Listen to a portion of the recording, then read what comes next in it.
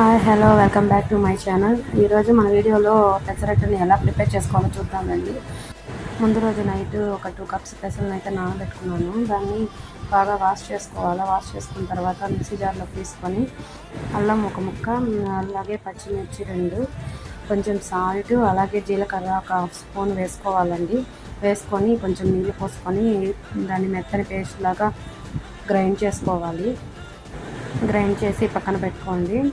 తర్వాత నేను ఆ పెసరట్టు మీదకి ఆనియన్స్, అలాగే క్యారెట్ 2 చాప్ చేసి పెట్టుకున్నానండి. మనం దోశ ఎలా వేసుకుంటామో అలా వేసుకోవాలి. అలాగే దాని మీద కొంచెం ఆనియన్స్ అండ్ క్యారెట్ 2 వేసుకొని కొద్దిగా ఆయిల్ వేసుకోవాలండి. దాన్ని రెండో సైడ్ కూడా కొంచెం కాలనిచ్చిన తర్వాత ప్లేట్లోకి సర్వ్ చేసుకొని ఏదైనా చట్నీతో తింటే చాలా బాగుంటుందండి. మీరు కూడా ట్రై చేసి ఒకసారి కామెంట్ చేయండి.